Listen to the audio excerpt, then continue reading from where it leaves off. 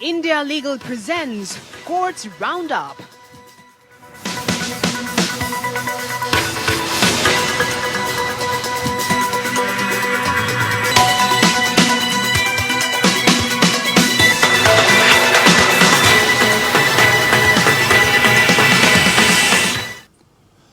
नमस्कार, आप देख रहे हैं हमारी खास पेशकश कोर्ट्स राउंडअप। मैं हूं आपके साथ अक्षय सिंह।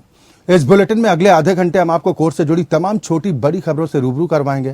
कोर्ट की कार्रवाई और सुप्रीम कोर्ट से लेकर हाई कोर्ट और लोअर कोर्ट्स तक के फैसलों को आपके सामने रखेंगे। लेकिन आगे बढ़ने से पहले एक नजर अभी तक की हेडलाइंस पर। सुप्रीम कोर्ट ने मणिपुर मामले में पूर्व जज जस्टिस गीता मित्तल की अध्यक्षता में 3 सदस्यीय न्यायिक जांच कमेटी का किया गठन। सीबीआई जांच की निगरानी दत्तात्रेय पटसालगीकर करेंगे। 42 एसआईटी भी अन्य मामलों की करेगी जांच। नूह हिंसा मामले में आरोपियों के घर बुलडोजर कार्रवाई पर स्वतः संज्ञान लेते हुए पंजाब हरियाणा हाईकोर्ट ने लगाई रोक। राज्य सरकार को जारी किया नोटिस। हल्द्वानी जमीन अतिक्रमण मामले में सुप्रीम कोर्ट ने नैनीताल हाईकोर्ट के आदेश पर लगाई रोक। कहा, मानवीय आधार पर समस्या को हल करने की जरूरत। और मनी लॉन्ड्रिंग मामले में सेंथिल बालाजी को सुप्रीम कोर्ट से झटका। कोर्ट ने कहा, गिरफ्तारी वैध, हिरासत में पूछताछ की दी इजाजत।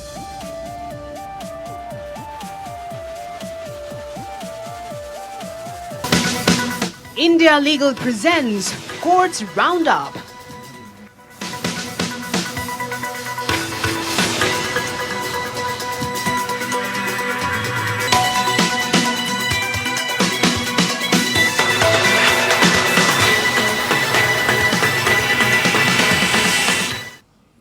और चलिए कोर्ट्स राउंडअप की शुरुआत करते हैं और सबसे पहले बात बुलडोजर एक्शन की।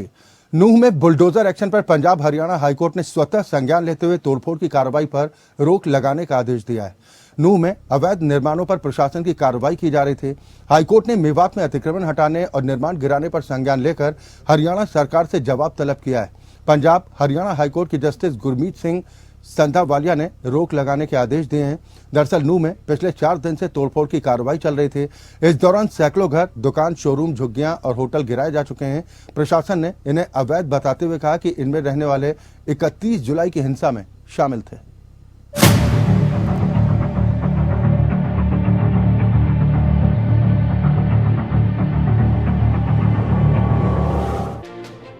हरियाणा के नूह मेवात में हुई हिंसा को लेकर जारी बुलडोजर एक्शन पर हाईकोर्ट ने रोक लगा दी है। हरियाणा सरकार द्वारा नूह में किए जा रहे बुलडोजर एक्शन पर पंजाब हरियाणा हाईकोर्ट ने स्वतः संज्ञान लिया और ये आदेश जारी किया। नूह में अवैध निर्माणों पर प्रशासन की कार्रवाई लगातार जारी है। जस्टिस गुरमीत सिंह संधावालिया की पीठ ने राज्य सरकार को नोटिस जारी करते हुए अगले आदेश तक विध्वंस पर रोक लगा दी है। आरोप है कि नूह में कथित अवैध निर्माणों को ढहाने का विध्वंस अभियान 3 अगस्त से ही चल रहा है और कब्जाधारियों को कोई पूर्व सूचना नहीं दी गई। नूह में अब तक 37 जगहों पर 57.5 एकड़ जमीन से अवैध निर्माण हटा दिए गए हैं। नूह में अब तक 162 स्थायी और 591 अस्थायी निर्माण गिराए जा चुके हैं। इतना ही नहीं, नूह के पुन्हाना, पिंगनवा, नगीना, टोरू और फिरोजपुर झिरका में प्रशासन की अलग अलग टीमों ने अर्धसैनिक बल और पुलिस के साथ पहुंचकर अतिक्रमण हटाया। आरोप है कि यहाँ कई अवैध निर्माण थे और उन होटलों को अवैध तरीके से बनाया गया था जहां से दंगाई पथराव कर रहे थे। हरियाणा पुलिस ऐसी सभी इमारतों की पहचान कर रही है जहां से पत्थर फेंके गए थे। पुलिस अधिकारियों का कहना है कि ऐसी सभी इमारतों पर एक्शन होगा। पुलिस हिंसा में शामिल में जुटी है। लगातार अलग अलग जगहों पर छापेमारी की जा रही है। अब तक 56 एफआईआर दर्ज की जा चुकी हैं। 147 लोगों को गिरफ्तार किया गया है। इनमें से 8 लोगों को पड़ोसी राजस्थान के भरतपुर अलवर से गिरफ्तार किया गया। हरियाणा के नूह में 31 जुलाई को हुई हिंसा के बाद सरकार एक्शन मोड में आ गई है। सरकारी एजेंसियों ने उपद्रवियों की तलाश शुरू कर दी है। उनकी अवैध संपत्तियों को भी ढहाया जा रहा है। इसके साथ ही उन जगहों का भी पता लगाया जा रहा है जहां से पत्थरबाजी की घटनाएं हुई हैं। शनिवार को प्रशासन ने हिंसा के दौरान जिस होटल से पत्थरबाजी की गई थी उस पर बुलडोजर चला दिया।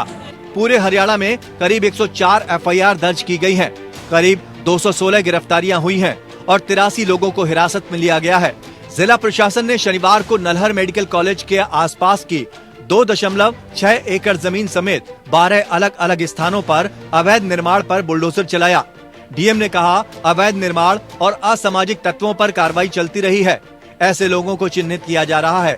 एसडीएम अश्विनी कुमार ने कहा, ये अवैध निर्माण थे। तोड़े गए निर्माणों के मालिकों को पहले ही नोटिस दिए गए थे।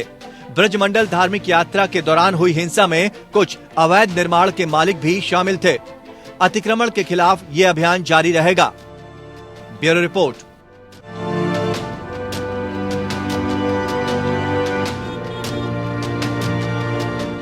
उधर मणिपुर हिंसा के मामले को लेकर सुप्रीम कोर्ट में सुनवाई हुई। कोर्ट ने राहत और पुनर्वास के काम की देखरेख के लिए पूर्व जजों की कमेटी बनाई। साथ ही सीबीआई जांच की निगरानी के लिए एक पूर्व अधिकारी को नियुक्त किया गया। सीजेआई जस्टिस जीवाई चंद्रचूड़ ने आदेश दिया कि सीबीआई जांच की निगरानी मुंबई के पूर्व पुलिस कमिश्नर दत्तात्रेय पटसालगीकर करेंगे। सीजेआई ने कहा कि राहत पुनर्वास पर सुझाव के लिए हाईकोर्ट के 3 पूर्व जजों की कमेटी बनाए, जिनमें गीता मित्तल, शालिनी जोशी और आशा मेनन शामिल होंगी। इसकी अध्यक्षता हाईकोर्ट की पूर्व जज गीता मित्तल करेंगी। सुप्रीम कोर्ट में मणिपुर के मामले को लेकर सुनवाई हुई। इस दौरान सीजेआई ने कहा कि 3 सदस्यीय न्यायिक जांच कमेटी का गठन किया गया है। जम्मू कश्मीर हाईकोर्ट की पूर्व जज गीता मित्तल की अध्यक्षता में 3 सदस्यीय कमेटी का गठन किया गया है। कमेटी के अन्य 2 सदस्य हैं जस्टिस आशा मेनन और जस्टिस शालिनी पंसाकर जोशी।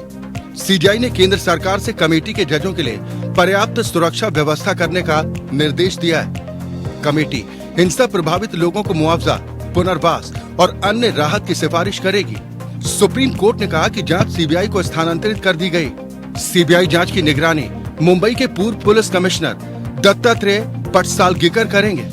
जांच में कम से कम डिप्टी एसपी रैंक के 5 अधिकारी होंगे, जिन्हें विभिन्न राज्यों में सीबीआई में लाया जाएगा। ये अधिकारी सीबीआई के बुनियादी ढांचे और प्रशासनिक ढांचे के चारों कोनों में भी काम करेंगे। 42 एसआईटी ऐसे मामलों को देखेगी जो सीबीआई को हस्तांतरित नहीं किए गए। हर एसआईटी में कम से कम एक इंस्पेक्टर सदस्य हो, जो दूसरे राज्य की पुलिस से होगा। दूसरे राज्यों से डीआईजी रैंक के 6 अधिकारी हों और 42 एसआईटी के काम पर निगरानी रखेंगे। वहीं मणिपुर डीजीपी सुप्रीम कोर्ट में पेश हुए। अटॉर्नी जनरल ने सरकार द्वारा एफआईआर से जुड़े चार्ज कोर्ट के सामने रखे हैं। अटॉर्नी जनरल ने कोर्ट को बताया कि सरकार इस मामले को अपने स्तर पर संभाल रही है। Director General of Police and Chief Secretary were also present. So the state has suggested SITs and total number of SITs are 42. So the SIT will be headed by Superintendent of Police of the respective states and along with the inspectors, sub-inspectors. So after hearing the submissions, the court has reached upon the conclusion that the court will be dictating a detailed order and framework has been announced by the court. That is first of all, a commission, a inquiry committee will be appointed, will be constituted by the court, which will be headed by the retired Chief Justice of the High Court, Honorable former Justice Mrs. Geeta Mittal, and that committee will be of 3 judges. सभी आयामों को ध्यान में रखकर परिपक्व सोच के साथ जांच चल रही है। इसमें कई जिले प्रभावित हैं, उनके मुताबिक भी जानकारी का ब्यौरा दिया गया है। अटॉर्नी जनरल ने कहा कि मोटे तौर पर एफआईआर के विश्लेषण और अपराधों की प्रकृति के आधार पर हमने इसे अलग किया है। इसमें जिला स्तर पर हत्याओं के मामले में एसपी स्तर के अधिकारी जांच करेंगे, जबकि यौन अपराधों के मामले में पूरी तरह से महिला जांच अधिकारियों की जांच टीमें होंगी। कि हर जिले के मुताबिक 6 एसआईटी बनाई गई हैं। एसपी और डीएसपी स्तर के अधिकारी मुकदमों की जांच की निगरानी में जा रहे हैं। महिलाओं से संबंधित अपराधों की जांच के लिए बनी एसआईटी सक्षम महिला अधिकारियों को दी गई। सॉलिसिटर जनरल ने कहा, इसमें कोई संदेह नहीं है कि 11 एफआईआर को सीबीआई को दिया जाएगा, लेकिन उनके अलावा महिलाओं के खिलाफ अपराध वाली एफआईआर की भी जांच एसआईटी करेगी। मणिपुर सरकार की ओर से अटॉर्नी जनरल ने कोर्ट को बताया कि अपराधों की जांच के लिए 6 जिलों के लिए वरिष्ठ पुलिस अधिकारियों को शामिल करते हुए 6 एसआईटी का गठन किया जाएगा। साथ ही हिंसा के दौरान महिलाओं के खिलाफ अपराधों के लिए महिला पुलिस अधिकारियों की एक टीम का गठन किया जाएगा। पहला, मामले की जांच हो और दूसरा, हिंसा पर रोकथाम। दूसरा, भविष्य में ऐसा कुछ न हो, इसके लिए भी काम किए जाने की जरूरत है। उन्होंने कहा कि जांच के लिए कोर्ट रिटायर्ड जज की अगुवाई में आयोग बनाया जाए या फिर अपनी निगरानी में जांच कराए। सामाजिक कार्यकर्ता और पीड़ित लोगों में से कुछ को इसमें शामिल किया जा सकता है। इंदिरा जयसिंह ने कहा कि निर्भया कांड के दौरान पता चला था कि पुलिस अपना काम ठीक से नहीं निभा रही थी और इसीलिए 2012 में संशोधन द्वारा आईपीसी में 166A लाया गया। 166A कहता है कि जो पुलिस अधिकारी अपने कर्तव्यों का पालन नहीं करेगा उन्हें दंडित किया जाएगा। हम इस धारा को लागू करने की मांग कर रहे हैं। वहीं प्रशांत भूषण ने आरोप लगाया कि राज्य प्रशासन के खिलाफ ही गोला बारूद के लूट का मामला है, उन्हें लूटने की इजाजत दी गई। ये बहुत गंभीर आरोप है क्योंकि हथियारों के कारण हिंसा और बदतर हो गई। वकील कॉलिन गोंजाल्वेस ने कहा, जब कोई दंगा होता है तो इसमें मुख्य भूमिका लीडरों की होती है, उनकी पहचान करनी चाहिए। वहीं वकील मनिंदर सिंह ने कहा, इस घटना के लिए सीमा के पार आतंकवादी समूह शामिल। उन्होंने कहा कि मूल मुद्दा अफीम की खेती का है, जिससे उन्हें काफी पैसा मिलता है। सुप्रीम कोर्ट के दिशा निर्देश के बाद सुनवाई खत्म हुई। Bureau report, APN. उधर उत्तराखंड के हल्द्वानी के बनभूलपुरा में रेलवे की 29 एकड़ जमीन पर अवैध कब्जा हटाने के नैनीताल हाईकोर्ट के आदेश को चुनौती देने वाली याचिकाओं पर सुप्रीम कोर्ट ने सुनवाई करते हुए नैनीताल हाईकोर्ट के आदेश पर रोक लगा दी। जस्टिस संजय किशन कौल की अध्यक्षता वाली बेंच ने फरवरी में नैनीताल हाईकोर्ट के आदेश को चुनौती देने वाली याचिका पर सुनवाई करते हुए अवैध अतिक्रमण हटाए जाने पर रोक लगाते हुए कहा था कि लगभग 50,000 के आबादी वाला क्षेत्र है। इस मामले को मानवीय आधार पर देखते हुए हल किए जाने की जरूरत है। उत्तराखंड के हल्द्वानी में रेलवे की जमीन पर अतिक्रमण हटाने के मामले में जस्टिस संजय किशन कौल की अध्यक्षता वाली बेंच में सुनवाई कर रहे जज जस्टिस धूलिया ने खुद को सुनवाई से अलग कर लिया। अब मामले पर सुनवाई के लिए बेंच में नए जज को शामिल किया जाएगा, जिसके बाद मामले की सुनवाई होगी। दरअसल रेलवे ने अपनी जमीन पर अवैध कब्जे को हटाने के लिए नैनीताल हाईकोर्ट में अर्जी दाखिल की थी, जिस पर सुनवाई करते हुए हाईकोर्ट ने अवैध कब्जा हटाने का निर्देश दिया था। हाईकोर्ट के आदेश के बाद रेलवे ने अवैध अतिक्रमण करने वालों को जगह खाली करने के लिए 1 सप्ताह का वक्त दिया था। हल्द्वानी रेलवे स्टेशन के आसपास का ये पूरा इलाका लगभग 2 किलोमीटर से भी ज्यादा है। इसमें गफूर बस्ती, ढोलक बस्ती और इंदिरा नगर बसे हुए हैं। यहाँ के आधे परिवार भूमि के पट्टे का दावा कर रहे हैं। इस क्षेत्र में 4 सरकारी स्कूल, 11 निजी स्कूल, 1 बैंक, 2 ओवरहेड पानी के टैंक, 10 मस्जिद और 4 मंदिर। रेलवे की जमीन पर अतिक्रमण का ये मामला साल 2013 में कोर्ट पहुंचा था। तब याचिका मूल रूप से इलाके के पास एक नदी में अवैध खनन के बारे में आई थी। उत्तराखंड सरकार और रेलवे ने सुप्रीम कोर्ट से इस मामले का समाधान खोजने के लिए समय मांगा था, जिसके बाद कोर्ट ने 8 हफ्ते तक अतिक्रमण न हटाने का निर्देश दिया था।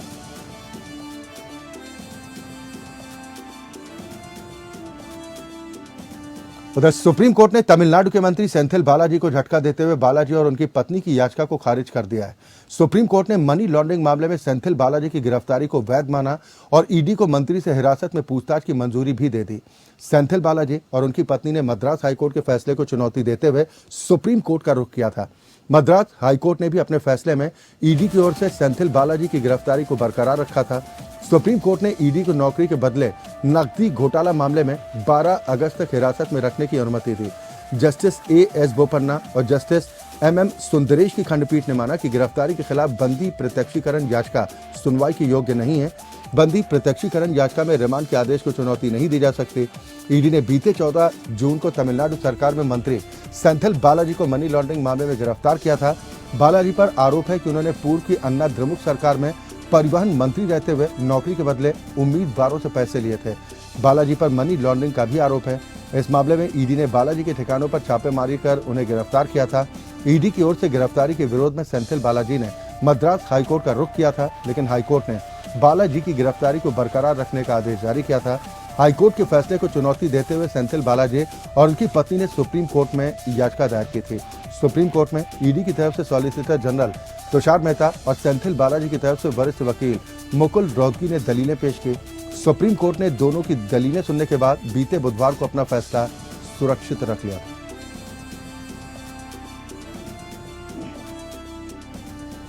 उधर मध्य प्रदेश के कूनो नेशनल पार्क में 9 चीतों की मौतों का मामला सोमवार को सुप्रीम कोर्ट में उठा। इस मौके पर केंद्र ने अदालत को बताया कि हर साल 12 से 14 नए चीते लाए जाएंगे।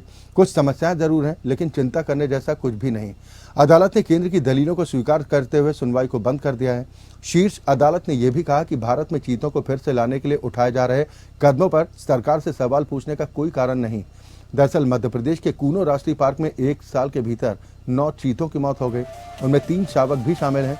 कूनो में नामीबिया और दक्षिण अफ्रीका से 20 वर्ष के चीतों को लाया गया था। तब से वहां 4 शावकों का जन्म भी हो चुका है। 1952 में चीते देश से विलुप्त हो गए थे। टाइगर प्रोजेक्ट के तहत फिर से चीतों को भारत में बसाने की योजना है। केंद्र सरकार ने कहा कि चीतों को सितंबर 2022 में नामीबिया से इस साल फरवरी में दक्षिण अफ्रीका से कूनो नेशनल पार्क लाया गया था। यहाँ के मौसम की स्थिति और इसके प्रभावों के संबंध में लगातार काम चल रहा है। जस्टिस BR गवई की अध्यक्षता वाली बेंच में सरकार की तरफ से ASG ऐश्वर्य भाटी ने कहा कि दुनिया में पहली बार चीतों को एक महाद्वीप से दूसरे महाद्वीप पर लाया गया। उन्होंने कहा कि भारत में तमाम चुनौतियों के बाद उनकी मृत्यु दर दुनिया के अन्य हिस्सों के मुकाबले काफी कम है। ये एक उपलब्धि। उन्होंने चीतों की समस्या के बारे में बताते हुए कहा कि इन्फेक्शन और डिहाइड्रेशन भी उनकी मौत का कारण है। साथ ही उनके जन्म के बाद उनके रहने वाले खोह यानी कि बाड़े का तापमान ज्यादा होना भी उनके लिए मुश्किल होता है, क्योंकि नामीबिया और दक्षिण अफ्रीका के कम तापमान के मुकाबले यहाँ पर तापमान ज्यादा रहता है। इसके अलावा उन्होंने कहा कि चीतों को बाघ, तेंदुओं और जंगली सूअरों जैसे अन्य जंगली जानवरों से शिकारियों से बचाना बड़ी चुनौती है।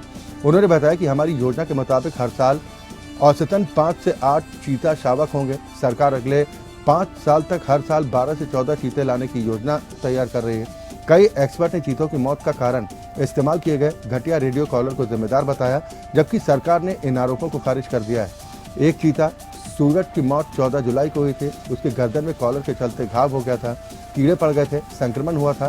सरकार ने सुप्रीम कोर्ट में किसी भी चूक से इनकार करते हुए कहा कि विदेशी विशेषज्ञों की सलाह ली गई थी और समय समय पर उनकी सलाह ली जाती। सुप्रीम कोर्ट ने उस सोशल वर्कर को परिवीक्षा का लाभ दिया जिसे लोक सेवक पर हमला करने का दोषी ठहराया गया था और उसकी सजा को घटाकर 1 महीने कर दिया गया। यह घटना साल 1992 से संबंधित है, जब वो महिला निदेशालय, महिला एवं बाल विकास के कार्यालय में घुस गए और सरकारी अधिकारी के साथ दुर्व्यवहार किया, उसे धक्का दिया जिससे उसकी दाहिनी उंगली में चोट आई।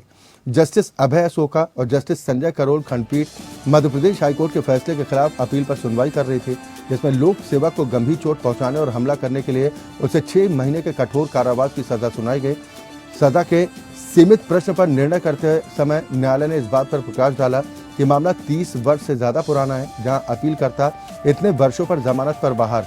अब वो 62 साल की बुजुर्ग महिला है। अदालत ने माना कि ऐसी कोई हाथापाई नहीं हुई और अपीलकर्ता केवल मजदूरों की चिंताओं को उठा रहा था। अदालत इस बात से अवगत थी कि किसी लोक सेवक को चोट पहुंचाना गंभीर अपराध है, जिसमें 10 साल की जेल की सजा दी जा सकती है। लेकिन अदालत ने सभी कारकों पर समग्रता से विचार करते हुए ये विचार किया कि अपीलकर्ता के प्रति उदारता दिखाई जा सकती है। अदालत ने आंशिक रूप से दोष सिद्धि को बरकरार रखते हुए अपील की अनुमति दी, लेकिन साथ ही IPC की धारा 333 और 451 के तहत अपराधों के लिए जेल की अवधि को घटाकर 1 महीने के साधारण कारावास तक कर दिया। इससे घायल लोक सेवक को दिए जाने वाले 25,000 का जुर्माना भी लगाया। अपीलकर्ता राजनीतिक दल से संबंधित सोशल वर्कर है। 1992 में जब सार्वजनिक अधिकारियों की बैठक हो रही थी, तब वो महिला एवं बाल विकास निदेशालय भोपाल के कार्यालय में दाखिल हो गए। उन्होंने गालियां दी, सरकारी अधिकारी को धक्का दिया, जिससे उनकी दाहिनी उंगली पर चोट लगी थी। अपील में हाईकोर्ट ने सभी अपराधों के लिए सजा को घटाकर 6 महीने के कठोर कारावास तक कर दिया। इसी बात से दुखी होकर उन्होंने सुप्रीम कोर्ट का दरवाजा खटखटाया। और चलिए अब आपको बताते हैं कि सरकारी कर्मचारियों पर हमला करने पर क्या आपराधिक कार्रवाई हो सकती है। ये जानकारी इंडिया लीगल के वेब रिपोर्टर आपको देंगे।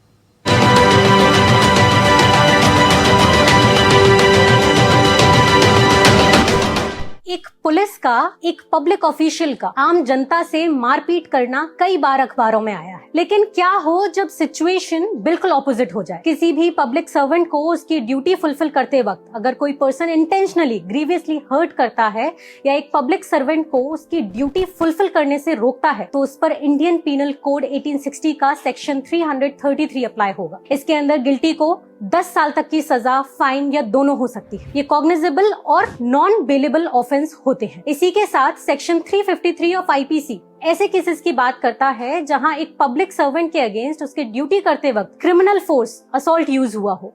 ये सेक्शन अट्रैक्ट करता है 2 साल की सजा, फाइन या दोनों। एक पब्लिक सर्वेंट कौन होता है, ये IPC के सेक्शन 21 में मेंशन है।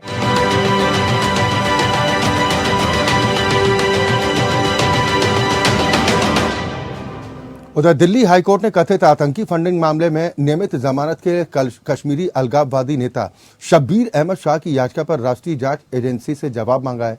जस्टिस सिद्धार्थ मृदुल और जस्टिस अनीश दयाल की खंडपीठ ने शाह की अपील पर नोटिस जारी किया, जिसमें विशेष न्यायाधीश की ओर से 7 जुलाई को उनकी जमानत याचिका खारिज करने के आदेश को चुनौती दी गई।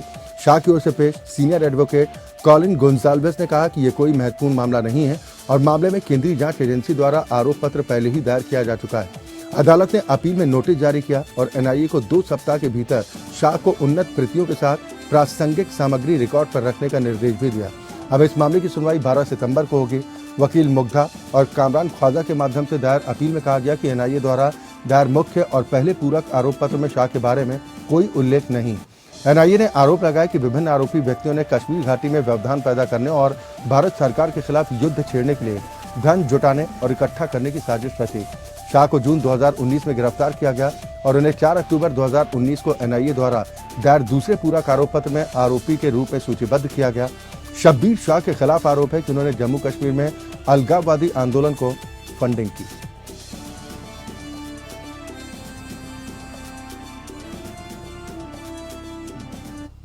और इसी के साथ हमारी खास पेशकश में अभी के लिए बस इतना ही। खबरें लगातार जारी।